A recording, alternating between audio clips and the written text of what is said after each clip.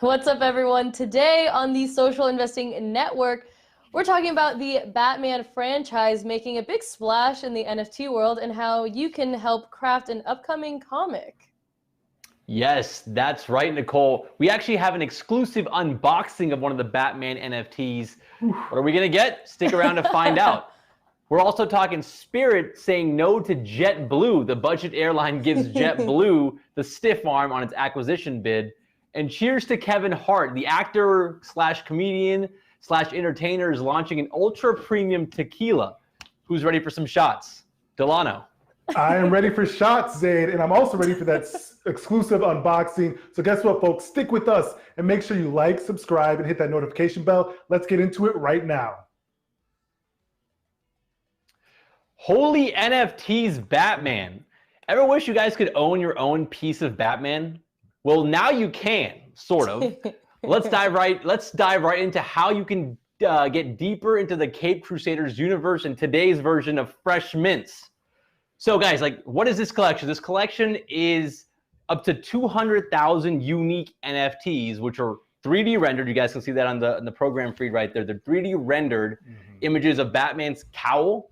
And the NFTs are priced at around $300 a piece, which means that DC slash Warner Brothers are looking to land what, like $600 million from this drop. That's not bad, right, Nicole? Yeah, this is the future of the entertainment industry, I swear. I think if Harry Potter did this, it would just cause pandemonium. I'd probably buy one.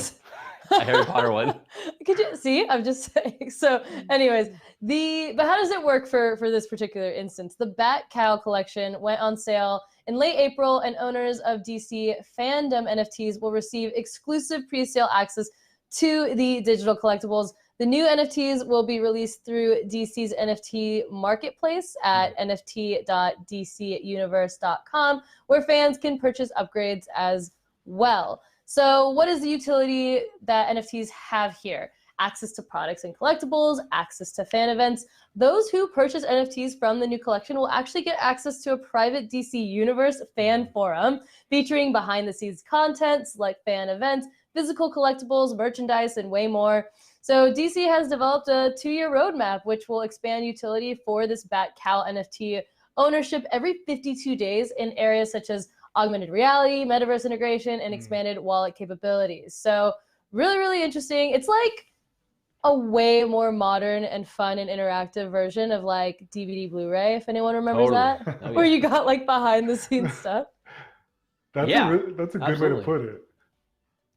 Right? Yeah, I think this is actually really, really cool, guys. Couple of things why I think it's cool.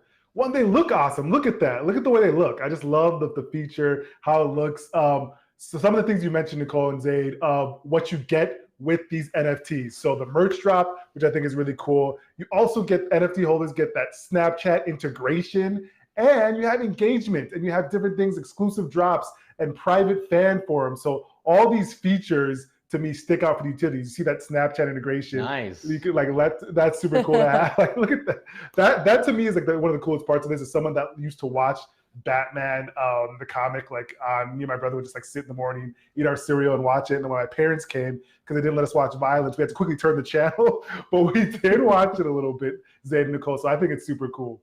The Saturday morning cartoons, man, I remember those as well. I used to watch the animated Batman series. I think the coolest thing about all this is they're saying the fans or the owners of this NFT will have the ability to vote on key storyline aspects of future comics. That to me is super, super cool. And if you're a big time Batman fan, that also incentivizes you to buy these NFTs and hold these NFTs long term, because you can actually impact a future comic book storyline. 100%. And there's actually 2 billion unique combinations. I know we said that there's 200,000 that are available for mint potentially. They might have slowed that down based on how many people have come and minted, but there's 2 billion combinations. And my favorite was that blue, the all white with the blue tint, Nicole. That one was my favorite of the Bat Cowls. Yeah, I think the glowy purple pinkish one might be more of my vibe, I guess. But really cool, right? To be able to actually just customize and personalize, and it be, a little, I almost said hands-on, even though it's literally not hands-on. But, and Delano, I think, is the biggest Batman fan amongst us. But imagine if this was something, right, like a Harry Potter or another kind of massive cult following. You know, I know that I would be into this. I'd be down. Like if Megan Thee Stallion did something like this, which she's already like putting her concerts into virtual reality in the metaverse, like I would pay money for this and like do all these things. So really big future, I think, for what will come for movies and entertainment and all that kind of thing. But let's check out the unboxing. What's in these bad boys? Let's do it. All right, here we go. This is what happened. Oh my! Oh, this is fancy. Ooh. In that bat cave. What did he get? All right, $300 or however much it costs. I kind of like it. I'm digging it. I like it. It's that matte black. This is for our producer bought this, and he just got it this morning, right? He was able to unbox it this morning, and I think it looks. I like the matte black glowy eyes look. I'm not gonna lie. Classic. Yeah, exactly. Daniel, our producer, purchased a big Batman fan. He was able to get one of these drops, and he is lucky to have it. I like that. The matte black. You don't want to run into this Batman in the alley because that. I love the look. I love the look. I mean, how cool would it be if like your little avatar, right, too, and like the metaverse can put this on eventually or something like that. I don't know. There's so they should also add like a physical element to it as well, right? Imagine if you can they can 3D print this or something one day, you know, where they can just, you know, send you like an actual physical copy of that. So that'd be kind of cool as well. Yeah, the endless possibilities. I feel like a ton of money is to be made from this, just really tapping into a whole other area of like super fandom, and it's gonna work. So not only are we going to be purchasing things physically, but also in the digital world. So yeah, crazy. But let's move on to our quick pick stories and some of the other things that caught our eye recently. Yes, Meta, the artist formerly known as Facebook, they're looking to release 4 VR devices by 2024. So according to the information, they're working on their next headsets called Project Cambria. It's supposed to be released later this year. It's supposed to be a high-end device. It's rumored to be kind of pricey, like around $800. It's going to be AR and VR. It's supposed to be super, super cutting edge. And so we'll see. It's going to have features that aren't on the Oculus Quest that Nicole is a big fan of. I know that you've mentioned that, Nicole. So, you know, I wonder what this device is going to be like. It's going to be pricey, so obviously only meant for high-end usage. But that's not it, though. They're also releasing some affordable devices too, guys. According to the information, they're going to be releasing an upcoming version of the Quest headset. They're codenaming it, what's the code name? Codenaming it Stinson and Cardiff. That's supposed to come out in 2023 and 2024. That's hilarious. That's what the boundary is for. Yes, I know. How did that even happen? He broke the rules. That's exactly. But I can see that happening more and more often now with these new headsets. And I guess, guys, this makes sense, right? I mean, obviously, Zuck has talked about his ambitions for the metaverse, and the hardware is a huge, huge part of that. So I think this is a very, very important upcoming release for Meta, because they need these products to be a hit so they can kind of realize their vision of the metaverse. It could be that next, you know, that it's one like proof of concept, if you will, right? Like Zuck's being like, okay, we're going to throw in some investments in here. We're going to make new products, and we're going to like, you know, keep accelerating this. This is like the way this company survives, right? They've completely dedicated themselves to this. And so that's what I think makes the most sense. And so they have to pour money into it and bring out new products and make it fun and keep hyping it up, right? It's all about the hype cycle. And so they have to keep it up. I'm excited. I would love to get an even cooler version of my. Would you buy one for $800 though? Yeah. You know what? Okay, maybe. I mean, me and my partner, you know, we get one for one household. Everyone splits the cost. It's like, it could be worth it.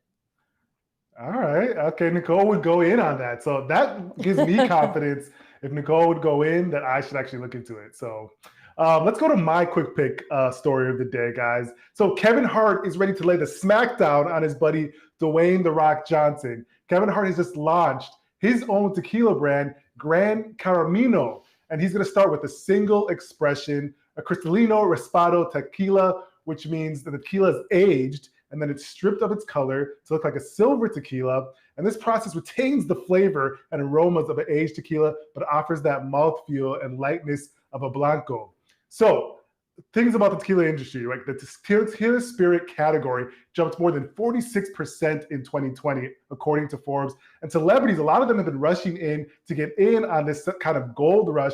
I think there's a few reasons why, like the decent margins, speed of production, and relatively easily to sell a good time and your brand to your followers. So there's a list of celebrities with tequila or spirit brands, past and present.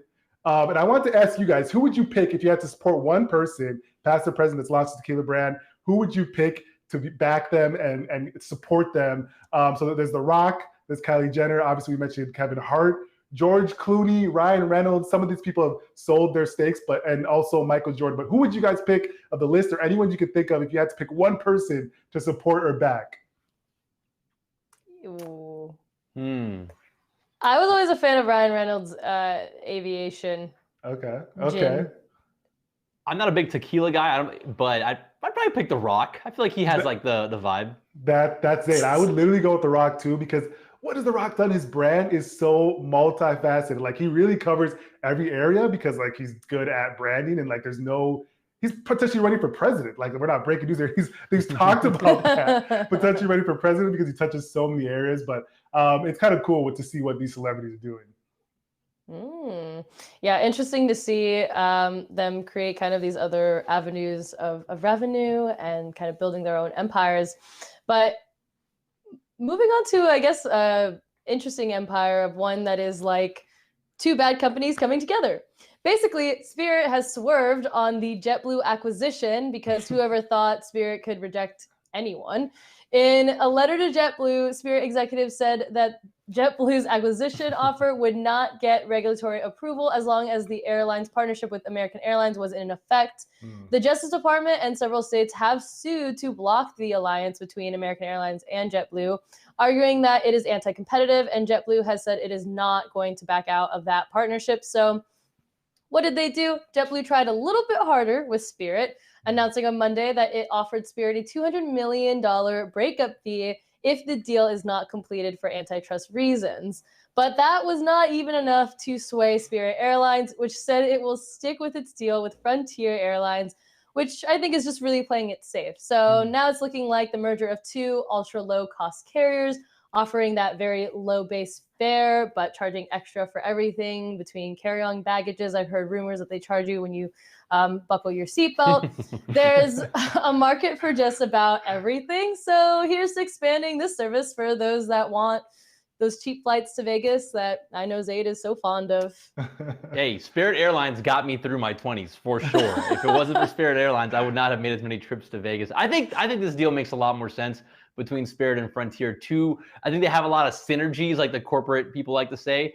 Very similar companies. The guy who runs Frontier used to run Spirit Airlines. So I think it makes a lot of sense. I think that the JetBlue Spirit combo is just like two bad connections, right? The JetBlue's supposed to be like this nice brand that, you know, Nicole, you take JetBlue all the time. I don't think they would really make sense for them to merge with Spirit.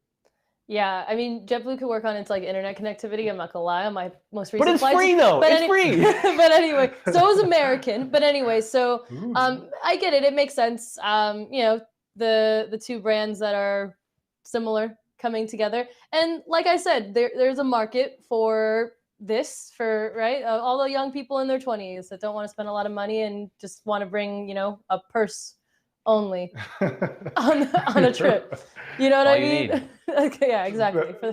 That is all you need. All right, Nicole and Zaid, we are going to say bye to you guys, and we'll check back in with you in a little bit. We're going to move on to our interview, and I'm excited for our interview today, because today on the show, we have a financial coach who has taken social media in order to help others achieve their personal financial goals by showing them how kind of easy it is to invest. And she's done a lot of things, but she's an author as well. So we have the amazing Chloe Daniels on the show. Chloe, thank you for joining and coming on the show today.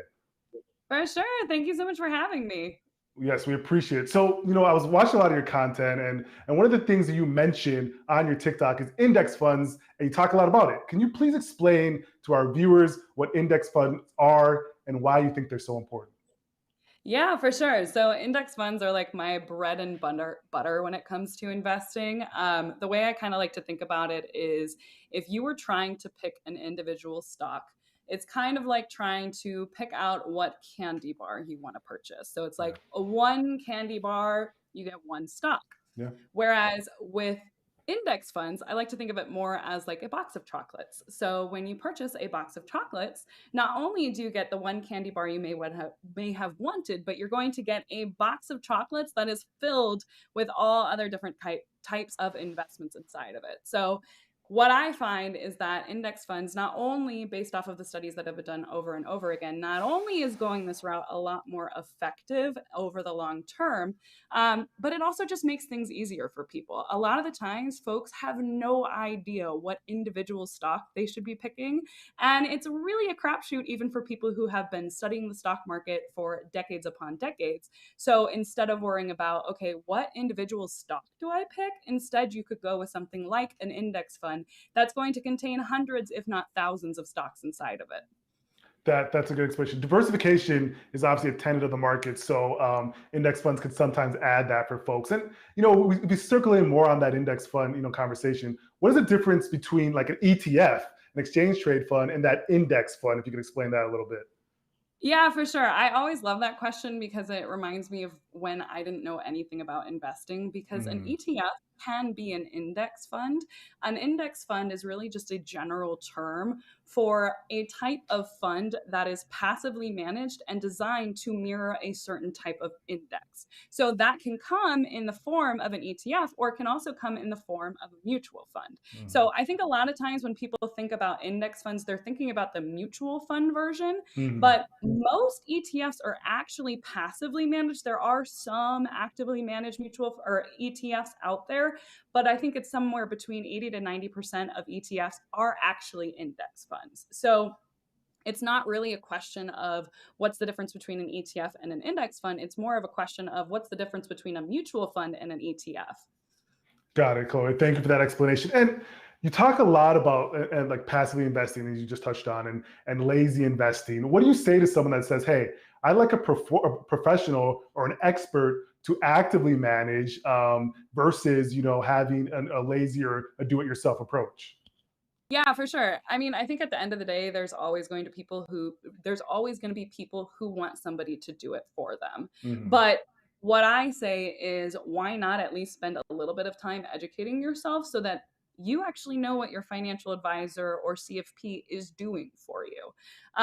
What you'll find is that there are a lot of good financial advisors out there, and there's a lot of bad financial advisors out there. And in order to protect yourself and make sure that your advisor is working in your best interests, number one, make sure they're a fiduciary. But number two, spending a little bit of time just kind of understanding the basics is going to help you to make sure that your financial advisor is actually doing things the way that you want them to be doing things. Because if you have literally no knowledge on what's going on and what they're doing with your portfolio, then you're really just like saying, financial advisor, take the wheel, which I get some people will always want to do that, but it always concerns me because, like I said, there's good financial advisors out there and there's bad financial advisors out there. 100%. A little education goes a long way in that aspect. So that makes sense. And so how did you get started in investing? Everyone has their origin story. Where does yours start, Chloe? Yeah, for sure. So back in the day, I actually started my money journey back in 2018. And when I started, I entered through the debt-free community, which I think a lot of people do. And I started falling into the rabbit hole of just like reading everything that has to do with personal finance because I was really obsessed with this idea of being able to someday quit my job and spend a couple of years traveling. And I knew that I needed to be or have some level of financial independence in order to do that. But the more and more I learned about personal finance and financial independence, I couldn't ignore that I was missing this key part of financial independence and wealth building. And that is that you have to invest. It's not even optional. You have to. And in my mind, for the first 2 years of my journey, so all the way up until 2020, I was like, nah, investing is too hard. It's only for people who are way smarter than me. Like, this is just not something that I can really see myself doing. But like, even though I had those blinders on, or I was like, I'm just going to focus on debt freedom and then eventually I'll worry about investing. The more I read, I was like, it's non-negotiable. You have to do this. And like, you are acting against your what you know you need to do because you're scared. So I decided in 2020, I was like, you know what? I'm going to do it. I'm going to go inside. I'm going to look at my 401k and I'm going to see what I'm invested in. And I'm going to try and pick my own investments. And I totally messed up the first time I did it. But that's the thing about investing is that it's not permanent. Like you usually, unless you're like day trading stocks and YOLOing on AMC, usually what you do, you can change. You can learn and then you can go back in and adjust according to your risk preference and your time horizon. And that's what I did. So I kind of started by just doing and then figured it out as I went. Yes, and you mentioned something so important. Everyone has their own risk profile, their own time horizon. They should do their due diligence because we don't give advice to them, but we do tell people that one, do things that make sense for you after doing your due diligence research. And that's such a good point. And you just mentioned on something about you getting over some of your own fears. So you discuss a lot on your social media, which I love that you're open about, personal struggles in the past when it comes to mental health and wellness. Do you feel like, gaining confidence and taking a hold on your personal finance was like a big step towards feeling better, in personal life? Or how do you see those two things meeting? Oh, 1,000,000%. I feel like, I've done a lot of the personal growth stuff that you're supposed to do. I have traveled the world. I have done the therapy. I've climbed the career ladder. And literally nothing has made me feel more empowered and more free and more anxiety free than getting my money right. Because I think for a lot of us, not having our finances under control, not knowing where our money is going, not knowing if we're ever going to be able to retire, it's something that does give us anxiety. It makes us feel like we're trapped in our 9-to-5 jobs, whether or not we like it or not. And at the end of the day, to me, money is options. And being able to get to a place where like now I have options and I don't have to worry about like a random $100 expense that comes out. Like I had an oil change the other day and I was like, this is $100. And a few years ago, I would have been panicked over a random $100 charge. And now it's so nice being at peace and being like, oh, this really is not a big deal at all. Chloe, it's so good, and I'm happy to hear about the glow up. And you mentioned everyone has that journey, and money can be used as a tool for every individual's own goals, right? And so I think that's so important that people keep that focus. And I love that story that you're spreading. So where can people find you? I heard you had a free book. Where can people follow you and stay tapped into what you're doing, Chloe? Yeah, for sure. So I am very active on social media. You can follow me at Bear Money Coach on Instagram and TikTok. Bear is spelled Bare. And my free guide is something that I worked really hard on. I took all the frequently asked questions that I would get and I threw it into this guide. It's about 20-ish pages, but you can get that at thelazyinvestorscourse.com/guide. And like I said, it's free. It's got tons of resources, templates, and things like that inside of it. Yes, viewers, tap in with Chloe. And Chloe, thank you for joining us from Tucson, Arizona. We hope to speak to you again soon. Thank you so much for having me. Of course. And let's tap back in with the rest of the crew. Nicole, Zaid, how are you doing? All right, so I can get out, Good, right? good. Sounded like an awesome interview. Can't wait to check it out. And thank you everyone for tuning in. That does it for our show today. Be sure to like, comment, and subscribe. Be sure to hit that notification bell. We'll see you tomorrow. Peace, everyone. We out. Hey guys, thanks so much for tuning in. Be sure to like, comment, and subscribe, and hit that notification bell. We'll see you tomorrow.